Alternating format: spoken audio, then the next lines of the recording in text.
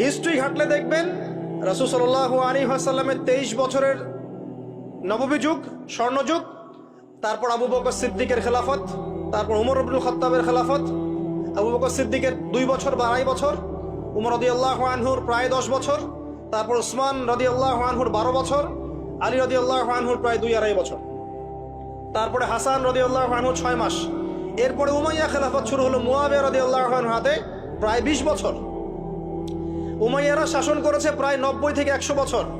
তারপর জাব নদীর যুদ্ধে উমাইয়া আব্বাসীয়রা একে অপরের সাথে যুদ্ধ করেছে, করে উমাইয়ারা পরাজিত হয়ে আব্বাসীয়রা ক্ষমতায় গিয়েছে। ক্ষমতায় গিয়ে তারা প্রায় শাসন করেছে প্রায় 550 বছর। এদিকে উমাইয়াদের মধ্যে যারা পরাজিত হয়েছে ওরা চলে গিয়ে কর্ডোভা, আন্দালুসিয়া ওইদিকে খেলাফত কায়েম করেছে। তারপরে আবার এদিকে ফাতেমি খেলাফত ছিল, উসমানীয় খেলাফত ছিল, তারপরে মিশরের তুরুনি একটা রাজবংশ ছিল, আমাদের সাবকন্টিনেন্টে মোগলরা ছিল, সারা বিশ্বে আমরাই ছিলাম। ইতিহাস তো ভুলে গেছে।